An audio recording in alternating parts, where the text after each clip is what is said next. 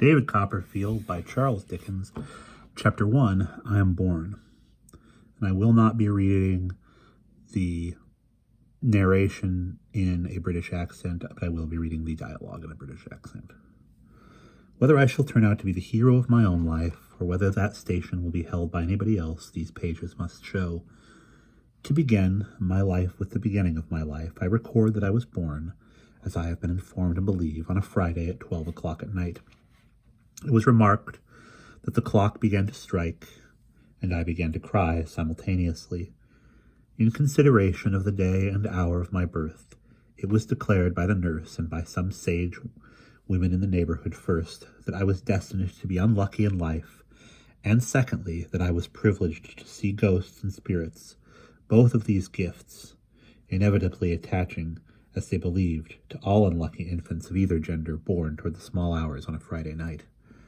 I was born at Blunderstone in Suffolk, a posthumous child. My father's eyes had closed upon the light of this world 6 months when mine opened on it. There is something strange to me, even now, in the reflection that he never saw me. An aunt of my father's, and consequently a great aunt of mine, was the principal magnate of our family. Miss Trotwood, or Miss Betsy, as my poor mother always called her, when she sufficiently overcame her dread of this formidable personage to mention her at all, which was seldom, had been married to a husband younger than herself, who was very handsome, except in the sense of the homely adage, handsome is that handsome does, for he was strongly suspected of having beaten Miss Betsy, and even of having once made some hasty but determined arrangements to throw her out of 2 pairs of stairs window. These evidences of an incompatibility of temper induced Miss Betsy to pay him off, and effect a separation by mutual consent. He went to India with his capital, and there, according to a wild legend of our family, he was once seen riding on an elephant in company with a baboon, but I think it must have been a baboo or a begum. Anyhow, from India tidings of his death reached home within 10 years. How they affected my aunt nobody knew, for immediately upon the separation she took her maiden name again, bought a cottage in a hamlet on the sea-coast a long way off, established herself there as a single woman with 1 servant, and was understood to live secluded ever afterwards, in an inflexible retirement. My father had once been a favorite of hers, I believe, but she was mortally affronted by his marriage on the ground that my mother was a wax doll. She had never seen my mother, but she knew her to be not yet 20. My father and Miss Betsy never met again. He was double my mother's age when he married, and of but a delicate constitution. He died a year afterward, and, as I have said, 6 months before I came into the world. This was the state of matters on the afternoon of what I may be excused for calling that eventful and important Friday. My mother was sitting by the fire that bright windy March afternoon, very timid and sad, and very doubtful of ever coming alive out of the trial that was before her, when, lifting her eyes to the window opposite, she saw a strange lady coming up the garden. My mother had a sure foreboding at the second glance that it was Miss Betsy. The setting sun was glowing on the strange lady over the garden fence, and she came walking up to the door with a fell rigidity of figure and composure of countenance that could have belonged to nobody else. When she reached the house, she gave another proof of her identity. My father had often hinted that she seldom conducted herself like any ordinary Christian, and now, instead of ringing the bell, she came and looked in at the identical window, pressing the end of her nose against the glass to the extent that my poor dear mother used to say it became perfectly flat and white in a moment. She gave my mother such a turn that I have always been convinced I am indebted to Miss Betsy for having been born on a Friday. My mother had left her chair in her agitation and gone behind it in a corner. Miss Betsy, looking round the room slowly and inquiringly, began on the other side, carried her eyes on, like a Saracen's head in a Dutch clock, until they reached my mother.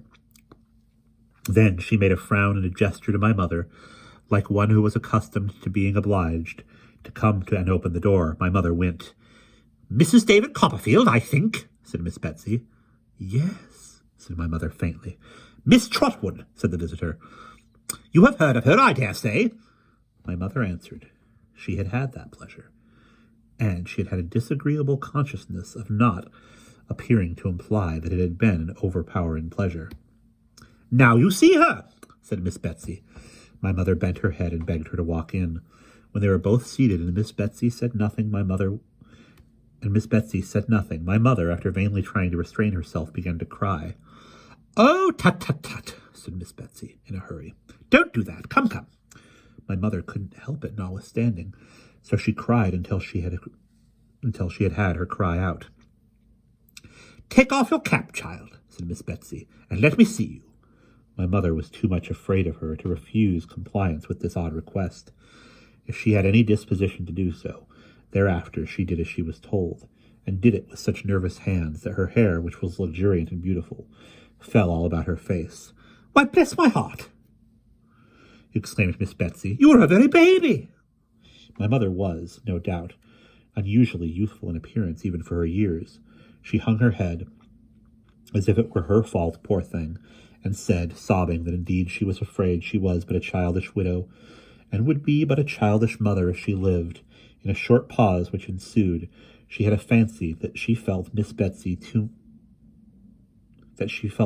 touch her hair, and that with no ungentle hand. But looking at her, in her timid hope, she found that lady sitting with the skirt of her dress tucked up, her hands folded on one knee, and her feet upon the fender, frowning at the fire. In the name of heaven, said Miss Betsy suddenly, why rookery? The name was Mr. Copperfield's choice, returned my mother. When he bought the house, he liked to think that there were rooks about it. David Copperfield all over, cried Miss Betsy. David Copperfield from head to foot calls a house a rookery when there's not a rook near it. Mr. Copperfield, returned my mother, is dead. If you dare to speak unkindly of him to me, my poor dear mother, I suppose, had some momentary intention of committing an assault and battery upon my aunt, who could easily have settled her with one hand, even if my mother had been in far better training for such an encounter than she was that evening.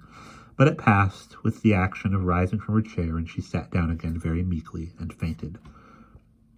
When she came to herself, or when Miss Betsy had restored her, whichever it was, she found the latter standing at the window. The twilight was by this time shading down into darkness, and dimly, as they saw each other, they could not have done without the aid of the fire. I am all in a tremble, faltered my mother. I don't know what's the matter. I shall die, I am sure. No, no, no, said Miss Betsy. Have some tea. Oh, dear me, do you think it will do me any good? Cried my mother in a helpless manner. Of course it will, said Miss Betsy. It's nothing but fancy. What do you call your girl? I don't know that it will be a girl yet, ma'am, said my mother innocently. Bless the baby, exclaimed Miss Betsy. I don't mean that. I mean your servant girl. Peggotty, said my mother. Peggotty, repeated Miss Betsy with some indignation. Do you mean to say, child, that any human being has gone into a Christian church and got herself named Peggotty? It's her surname, said my mother faintly. Mr. Copperfield called her by it because her Christian name was the same as mine. Here, Peggotty, cried Miss Betsy, opening the parlor door. Tea! Your mistress is a little unwell. Don't dawdle. Having issued this mandate with as much potentiality as if she had been a recognized authority in the house, Miss Betsy shut the door again and sat down as before, with her feet on the fender, the skirt of her dress tucked up, her hands folded on one knee. You are speaking about its being a girl, said Miss Betsy. I have no doubt that it will be a girl. I have a presentiment that it must be a girl. Now, child, from the moment of the birth of this girl, perhaps boy, my mother took the liberty of putting in. I tell you I have a presentiment that it must be a girl, returned Miss Betsy. Don't contradict. From the moment of this girl's birth, child, I intend to be her friend. I intend to be her godmother, and I beg you'll call her Betsy Trotwood Copperfield. There must be no mistake in life with this Betsy Trotwood. There must be no trifling with her affection, poor dear. She must be well brought up and well guarded from reposting any foolish confidences where they are not deserved. I must make that my care.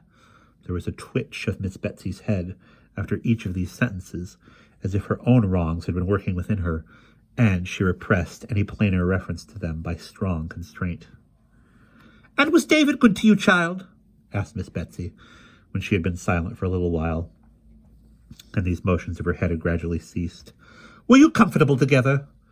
"We were very happy," said my mother. "Mr. Copperfield was only too good to me." "What? He spoilt you, I suppose?" returned Miss Betsy.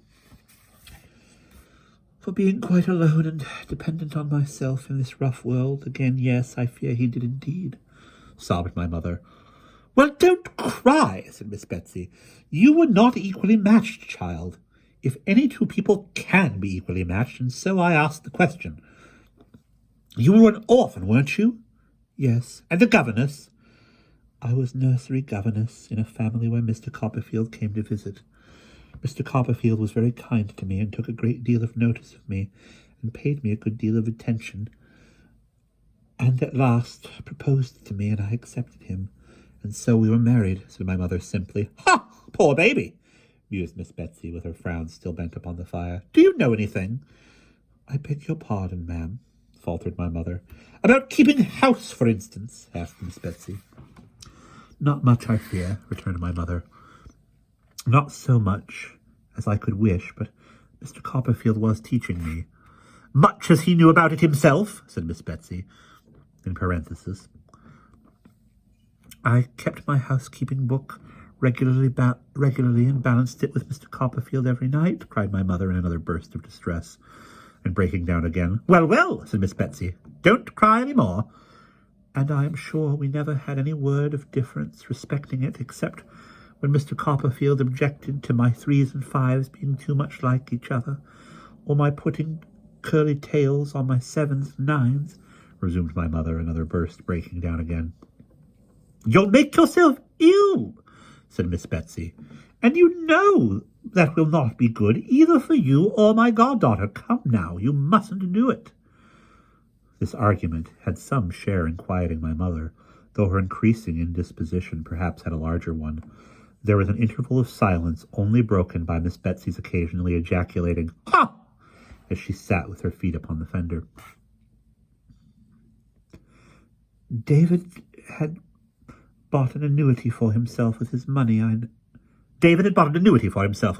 know, she said by and by. "What did he do for you?" "Mr. Copperfield," said my mother, answering with some difficulty, "was so considerate and good as to secure the reversion of a part of it for me." "How much?" asked Miss Betsy. £105 a year, said my mother. "He might have done worse," said my aunt. The word was appropriate in the moment. My mother was so much worse that Peggotty, coming in with the tea-board and candles, and seeing at a glance how ill she was, conveyed her upstairs to her own room with all speed, and immediately dispatched Ham. Peggotty, her nephew, who had been for some days past secreted in the house, unknown to my mother, as a special messenger in case of emergency to fetch the nurse and doctor. And we will pause there.